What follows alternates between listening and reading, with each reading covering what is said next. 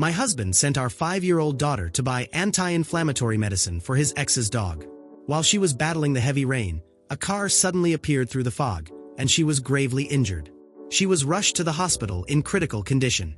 When I arrived, she could barely breathe. "Mommy, I dropped the medicine. I'm not a good girl, am I?" she said weakly. Before she could finish her sentence, she lost her strength and was gone. Even in her final moments, she was clutching the shattered pieces of the bottle in her tiny hand. I held her close and sobbed desperately. Meanwhile, my husband's ex-girlfriend was posting on social media. "My Roque hurt his paw. You braved the rain to get his medicine? Now that's true joy." The picture showed the two of them petting Roque's bandaged left paw, tied with a little ribbon. Their happiness made my blood boil. I took a screenshot and confronted Emiliano. "So this is why you sent our daughter out in the storm to buy medicine for that dog?"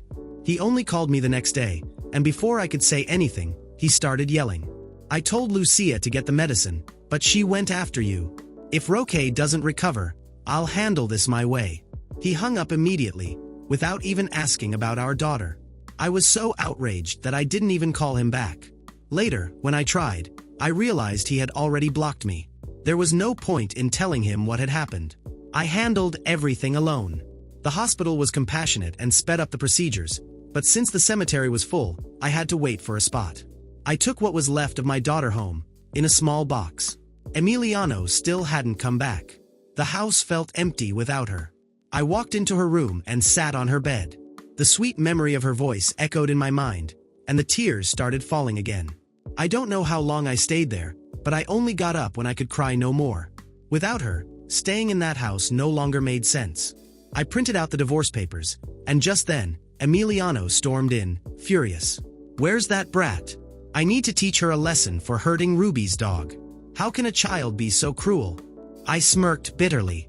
He knew our daughter was just 5 years old, but that didn't stop him from sending her out in the storm. My smile only seemed to enrage him more. Emiliano took off his jacket and threw it onto the couch.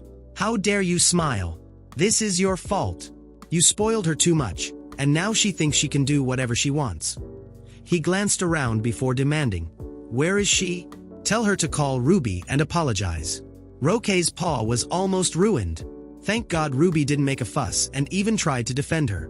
If you had done your job, none of this would have happened. Now I'll set her straight, and if you try to stop me, you will pay too." My daughter was already gone. There was nothing more to say. So I threw the divorce papers at him. "Sign these and go be with your precious Ruby. My daughter doesn't need anyone to discipline her anymore." I expected him to be happy to sign, but instead, he lost it. He tore the papers apart without even reading them. "Divorce? Here you go again with your paranoia. How many times do I have to tell you Ruby and I are just neighbors and friends? No wonder Lucia didn't like her or Roque. You probably turned her against them. You promised to bring the medicine and never did. You just want Roque to end up crippled. If I don't discipline her, things will get worse. She could turn into a terrible person one day." Every word felt like a stab to my heart. The pain was so intense I could barely breathe. I clutched my chest, struggling to stay upright. For a moment, I thought I would collapse, but I held firm and met his gaze. "Do you even hear yourself? How can you talk about a 5-year-old like that? Don't you realize you've gone too far? You sent her out in the rain without thinking if it was safe, and now you want to blame her for not coming back." "I don't care," he interrupted impatiently. "It was just a quick trip to the pharmacy right around the corner. What could possibly happen? She's 5. She needs to learn independence. You make a fuss over everything." He ran a frustrated hand through his hair. "I don't want to hear anything else from you. Just tell her to call Ruby and apologize so Ruby doesn't feel guilty all night." I stared at him, feeling more distant than ever. He didn't care about what had happened to our daughter. His only concern was making sure Ruby had a peaceful night. How ironic. At that moment, I made my decision. He wasn't going to the funeral. If he didn't care about her when she was alive, why should it matter now? "My daughter won't be apologizing to Ruby," I said coldly. Emiliano's face twisted with rage. "Keep acting like this. Just wait and see what happens when things get even worse." He spat before slamming the door on his way out, like he always did. I used to give in and try to reconcile. But this time would be different. I wrote another copy of the divorce papers, signed them, and took what remained of my daughter. I held that small box tightly and walked away without looking back. The following months were a blur of pain and anger. Every night was a silent battle to keep from going insane, clutching the box that held my daughter's remains. Emiliano never tried to contact me after the divorce. The moment I submitted the signed papers at the courthouse, I vanished from his life, leaving behind the house and everything that tied us together. I sold what I could and rented a small apartment far away, where I could start over without suffocating memories. Sometime later, a friend told me that Emiliano and Ruby were parading their perfect new family on social media, posing alongside Roque. They flaunted their engagement and luxurious vacations as if nothing had ever happened. Every post was a stab to the chest. Ruby wrote things like, "I finally have the family I deserve." It was as if my daughter had never existed. The complete absence of any mention of Lucia was deafening, a clear sign that they had chosen to erase her memory forever. I couldn't let that happen. The thought of Emiliano being happy, ignoring everything he had done, was unbearable. I started gathering all the evidence I could. Screenshots, old messages, recordings of the times he blamed me or yelled over the phone. I hired a lawyer and filed a civil lawsuit for negligence.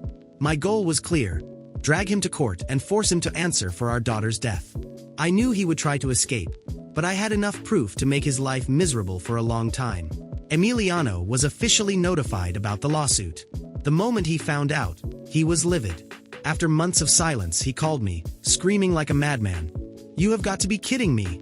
There's nothing tying me to this. It was her fault. She chose to go out in the rain." He tried to trivialize everything, as if it was completely normal to send a small child outside during a storm. His coldness made me sick. I didn't respond. I just let his voice echo into the void before hanging up. In the days that followed, Emiliano bombarded me with calls and messages, switching between threats and desperate pleas. He said I was ruining his life, that Ruby might break off the engagement if this became public. That was exactly what I wanted. He was used to twisting situations in his favor, but this time, I was in control. When he realized I wouldn't back down, his messages became more aggressive. "You'll regret this. I swear you will." On the day of the hearing, Emiliano arrived hand in hand with Ruby. They walked in with fake smiles and cold eyes. In court, he tried to downplay what happened to our daughter, calling it a misunderstanding. His lawyer argued that there wasn't enough evidence to hold him accountable for negligence. But when Emiliano took the stand, he had the audacity to claim that I was responsible for everything, for failing to raise a strong enough child to handle difficulties. That was the final straw. I stood up, my voice unwavering, and laid out every excruciating detail. I spoke about the messages where he dismissed our daughter, the threats he made over the dog, the emotional abandonment, how he never cared about what happened, and how he moved on as if she never existed. The courtroom fell silent as I exposed every ugly truth, leaving nothing unsaid. Ruby shrank beside him, visibly uncomfortable, while Emiliano clenched his fists, realizing that his carefully built facade was crumbling. The ruling came days later. The judge declared Emiliano negligent and ordered him to pay damages. I didn't care about the money. I just wanted to see him ruined. Shortly after the hearing, Ruby, fearing for her own future, ended the engagement. Emiliano lost the social status he cherished so much and was left completely alone. Friends who once admired him distanced themselves, and the doors that used to open so easily for him were now firmly shut. His life began to fall apart. A few months later, I heard from mutual acquaintances that he was living off a friend's goodwill. Ruby had abandoned Roque at a shelter, and Emiliano didn't have the money to get him back. Now, with no dog, no fiancé, and no support, he was nothing but a shadow of the arrogant man who once hurt me. As for me, I moved forward. I finished a course I had always wanted to take and started working at an NGO that helps children in vulnerable situations. It was my way of honoring Lucia's memory. Every time I helped a child, I felt like a part of her was still alive within me, and that was what truly mattered. I never spoke to Emiliano again. I didn't need to. Justice had been served in the cruelest way possible. He was condemned to live with the weight of what he had done and the burden of everyone's indifference.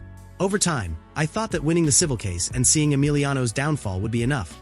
But the more the days passed, the more I realized that my sense of justice was only superficial. Lucia's memory followed me everywhere, and every time I thought about how he had moved on as if nothing had happened, the rage burned inside me. He had destroyed our daughter's life, yet he was still free. I wasn't going to accept that. He needed to truly pay. It was never about money. I wanted to see him behind bars. I started a campaign on social media, creating a page dedicated to Lucia's memory, carefully telling her story without exaggerations that could be used against me. I shared clips of Emiliano blaming me for her death, along with his cold messages, where he showed complete indifference. I talked about how he ignored our daughter while prioritizing the well-being of his dog. The campaign started small, but it quickly went viral. People from all over the country began sharing my story, demanding that he be held criminally responsible. The hashtag Justice for Lucia spread rapidly, and the public pressure grew stronger each day. Emiliano tried to fight back. He hired lawyers and made posts claiming he was the victim of a smear campaign. But every time he spoke, I released more evidence, messages he had sent, details of the threats he had made. The more he tried to defend himself, the more exposed he became. Ruby, fearing for her own reputation, broke off the engagement and disappeared from social media, leaving Emiliano completely alone in the storm he had created. The public pressure became unbearable. Activist groups and even the media started demanding action from the authorities. That's when the prosecution decided to reopen the case, stating there was clear evidence of gross negligence leading to Lucia's death. When the new summons arrived, Emiliano panicked. He tried calling me multiple times, alternating between desperate pleas and threats, but I never answered. The criminal trial was just beginning, and I would do everything in my power to ensure he paid for what he had done. In court, Emiliano arrived with an experienced defense attorney, still trying to play the victim. They argued that it was nothing more than a tragic accident, claiming that our daughter had gone outside on her own. They tried to twist the narrative, portraying me as emotionally unstable and using my grief as a tool for revenge. But I stood firm. My lawyer was prepared, and we had all the evidence we needed to dismantle their lies. During the hearing, I presented screenshots of Emiliano's messages, the audio recordings where he spoke about our daughter with complete disregard, and the conversation where he threatened me if his ex-girlfriend's dog got hurt. I also recounted how he never cared to find out what had happened to Lucia and how he blocked me after the tragedy. Every word echoed through the courtroom like a knife, cutting through Emiliano's mask and revealing who he truly was. His defense clung to anything they could, arguing that he was emotionally overwhelmed and unaware of his actions. But the judge was unmoved. The evidence was undeniable, and his behavior after our daughter's death was inexcusable by any standard. With every desperate attempt by the defense, Emiliano only dug himself deeper. On the final day of the trial, Emiliano was called to testify. He looked visibly shaken, sweating, stripped of the arrogant confidence he once carried. He tried to maintain his composure and denied any malicious intent, but when confronted with the audio recordings and messages, he crumbled. He stammered, contradicted himself, and at one point, lost his temper. "It was just medicine. How was I supposed to know this would happen?" he shouted, his true indifference to our daughter's death laid bare. The silence that followed in the courtroom was deafening. The judge, with a stern and weary expression, delivered the sentence. Emiliano was found guilty of gross negligence resulting in Lucia's death. He was sentenced to 8 years in prison, with no chance of parole for the first 5. When he heard the verdict, his face turned pale. For the first time, he understood that there was no way out. The day he was taken away by the police, I felt an immense weight lift from my shoulders. It wasn't happiness, just a deep sense of relief. For the first time, justice felt real. The people who had supported my campaign celebrated the verdict, sending messages of solidarity and encouragement. Emiliano's imprisonment became a symbol that justice could be served, even if late. Today, I continue with my life. I found purpose working at the NGO, helping children in vulnerable situations. It's my way of keeping Lucia alive within me, of honoring her memory through the care I give to others. But the longing never fades. Some days, the pain tightens its grip, and I catch myself imagining what life would be like if she were still here. Sometimes, in the silence of the night, I almost hear her soft laughter or feel her tiny hand holding mine. I have learned to live with her absence, to carry the pain as a part of me. Nothing will ever fill the void Lucia left, but knowing that Emiliano is finally paying for his actions gives me a peace I once thought impossible. Justice was served, and though my daughter will never return, her memory will live on in every step I take, in every child I help, and in every choice I make to keep moving forward.